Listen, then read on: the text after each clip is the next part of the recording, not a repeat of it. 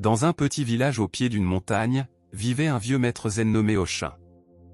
Sa maison était simple, construite en bois et entourée d'un jardin où poussait un vieux prunier. Chaque jour, Oshin s'asseyait sous cet arbre pour méditer, tout en observant lentement le changement des saisons autour de lui. Un matin, un jeune disciple arriva à la porte du maître, le cœur agité. « Maître, dit le jeune, j'ai perdu tout ce que j'aimais. Mes amis, mes rêves, même l'espoir semble s'être évanoui. Comment puis-je trouver la paix quand tout autour de moi s'effondre ?» Oshin sourit doucement et désigna le prunier qui, malgré le froid de l'hiver, restait solide, bien que sans feuilles ni fleurs. « Viens, assieds-toi avec moi sous cet arbre, dit-il. » Le disciple obéit, et ensemble ils restèrent en silence, écoutant le murmure du vent.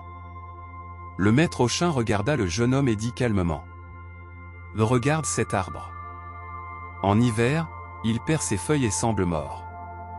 Mais en son intérieur, la sève continue de circuler, et l'essentiel demeure caché, attendant le moment de renaître. » Le disciple observa en silence. Il sentait le froid, mais aussi une profonde quiétude qui commençait à apaiser son esprit. Parfois, poursuivit Oshin, quand nous perdons ce que nous croyons vital, nous oublions que le vrai n'est pas ce que nous voyons ou touchons. L'essentiel est en nous, au-delà des pertes et des formes changeantes. Un léger sourire apparut sur le visage du jeune homme, et pour la première fois depuis longtemps, il sentit une étincelle d'espoir. Le disciple, toujours assis sous l'arbre dépouillé, respira profondément et demanda. « Comment puis-je trouver ce qui demeure, si tout autour de moi change et disparaît ?» Oshin ferma les yeux un instant et répondit.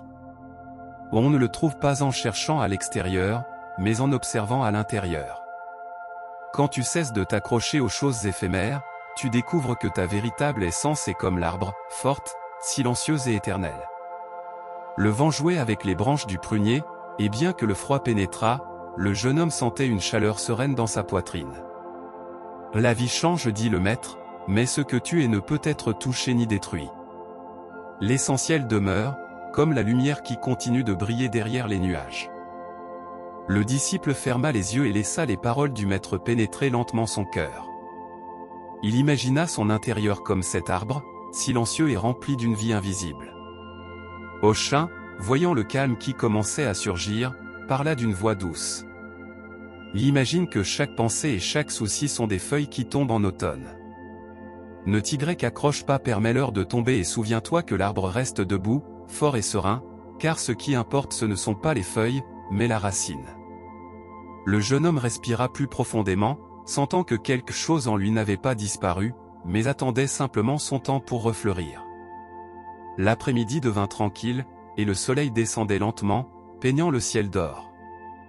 Le maître Oshin se leva lentement et toucha le tronc du prunier, qui semblait sec à première vue, mais qui conservait encore la chaleur dans son bois. « Cet arbre ne craint pas l'hiver parce qu'il connaît sa nature, dit-il. Il ne se perd pas dans l'apparence de la rareté ni dans l'absence de feuilles. Il sait qu'en silence, son essence demeure et qu'il renaîtra bientôt à la vie. » Le disciple, regardant l'arbre, commença à comprendre que sa propre essence était pareille, quelque chose de profond et d'inébranlable, que ni la tristesse ni les pertes ne pouvaient lui arracher. « Quand tu te sens perdu, poursuivit le maître, souviens-toi de cet arbre. Souviens-toi que l'essentiel en toi reste vivant, même quand tout semble disparaître. » Le vent apporta avec lui un léger parfum de prune, et le jeune homme sourit, sentant la paix. Le jeune disciple ferma les yeux et laissa le parfum du prunier emplir son esprit et son cœur. Il comprit que la douleur et la tristesse étaient comme les feuilles qui tombent, naturelles et nécessaires au cycle de la vie, mais qu'elles ne définissaient pas qui il était vraiment. Oshin ajouta d'une voix posée. « Apprends à lâcher ce que tu ne peux retenir, et tu découvriras ainsi la liberté qui naît de la reconnaissance que l'essentiel ne se perd jamais. C'est la racine invisible qui soutient tout ce qui est visible. » Le jeune homme prit une profonde inspiration, sentant cette vérité calmer la tempête intérieure qu'il portait en lui. Chaque expérience, chaque perte, est un cadeau, poursuivit le maître, car elle t'invite à regarder au-delà, vers ce qui demeure toujours, ton essence, pure et sereine. Le soleil se cachait derrière la montagne, et une obscurité tranquille enveloppait le village, préparant tous au sommeil. La nuit arriva silencieusement, comme un soupir qui enveloppe la terre sans la troubler. Le ciel devint un océan profond d'étoiles, et la lune, pleine et ronde, pendait sereine au-dessus du jardin du maître Ochin. Le disciple, toujours assis près de l'arbre, sentit que l'obscurité n'était pas une absence, mais une forme différente de lumière. Il n'avait plus peur. Pour la première fois depuis longtemps, son cœur ne tremblait plus face à l'incertain. « Maître, murmura-t-il, maintenant je comprends.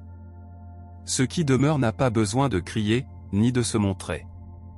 C'est ici, dans cet instant, comme l'arbre, comme la lune, comme le calme qui m'enlace. » Ochin acquiesça en silence.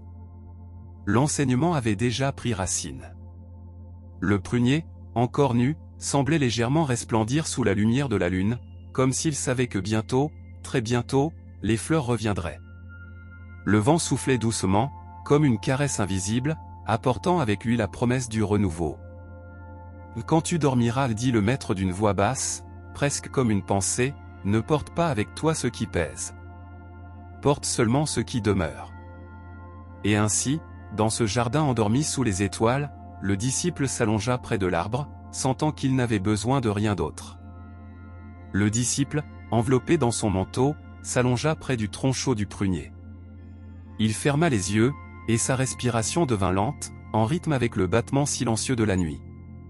Il ne pensait ni au passé ni ne craignait l'avenir. Il était simplement là, présent, soutenu par la terre et par une certitude douce comme la brise, l'essentiel en lui ne s'était jamais perdu. L'arbre, qui semblait endormi, était témoin de cet instant sacré.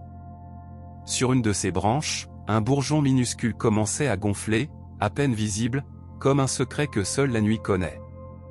C'était la vie qui s'ouvrait à son propre rythme, sans hâte, sans bruit. Depuis la fenêtre du temple, le maître Ochin observait en silence. Il ne ressentait pas le besoin de dire quoi que ce soit d'autre. Ce silence parlait pour lui. Les étoiles scintillaient doucement au-dessus du jardin, comme si elles chantaient une chanson sans paroles.